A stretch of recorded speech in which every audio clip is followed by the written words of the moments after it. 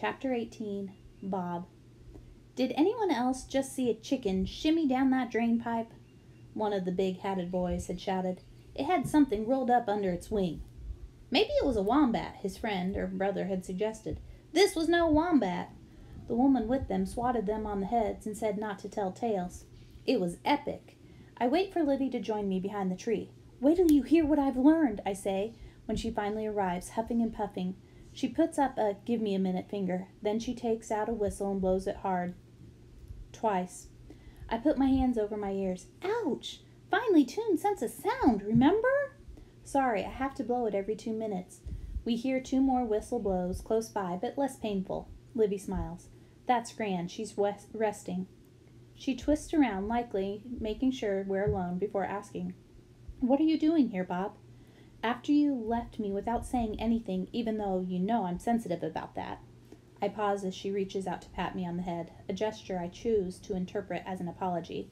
Then I continue. I decided to make myself useful. I take a deep breath and try to untangle all my thoughts before continuing. I remembered that Sarah had taken the book from your mom's shelf, and I went to get it back. And look! I hold up the picture I took off the wall. The painting is a little smudged by my nose pressing against it, but only a little. Look at that hand. She grabs it. Where did you get this? From over Danny's bed. He must have made it after reading the story. She leans in so close her nose comes away with a spot of blue too. And what do you think well-dweller means? I still haven't gotten up to the W's in my dictionary yet. When she looks at me, her eyes are shining. Bob, I don't think it's in the dictionary, but this is it, the final clue we were looking for. You came out of Gran's well. You did. Rufus fell in, and I fell in, and you were there to save us. I frown, but I don't feel like I came from a well, and visiting it yesterday didn't bring back any memories.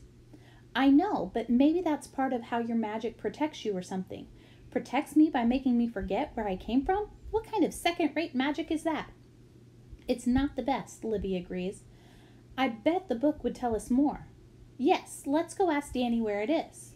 She frowns. No one is sure where Danny is right now. I should have told you that right away. That's why Gran took me. There's a big search on for him. That would explain all the commotion in the policeman. What are we waiting for then? Let's go find him. I know, I'm trying. She turns back to the painting. Maybe we could use this painting as a map. He could be at this very well right now. Look, there's a weird tree near it like this. She holds out her arms and makes them all crooked and tilts her head. And there's a creek bed leading up to it, too, just like the one we're standing on. I look down. The dirt-filled creek is only about an inch or 2 lower than the ground on either side of it. We've been using it like a path through the trees. Livy, if neither of us passed the tree on our way here, it has to still be up ahead. We take off running along the path, heading deeper and deeper into the bush. Livy continues blowing that awful whistle every 2 minutes, making me jump, even though I know it's coming. Gran's responses are getting fainter as we get farther away. We'll have to find the well soon or else go back before Gran gets too worried and people start searching for us. We step over broken twigs and bits of bark, and I'm glad my feet are thick. Seed pods keep cracking and making us jump, thinking it's the sound of a fire starting. Finally, we stumble into a small clearing, and Livy grabs my arm and points. It's the weird tree! She's right, and behind the tree, almost completely hidden by its long, oddly shaped branches and surprisingly green leaves, is a large brick well. My heart thumps with anticipation. The first thing that I notice as we approach is the complete lack of green hand gripping the edge of a well, or signs of any hands at all, green or Danny-sized. My shoulders sag. Were we wrong about everything? Was the drawing just a picture Danny made when he was bored? She shuffles all the way around the well, and I go to the other.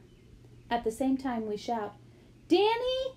Because here he is, leaning against the back of the well, the missing book open on his lap. He sees us and points to a cardboard box on the ground beside him. No one came to take it.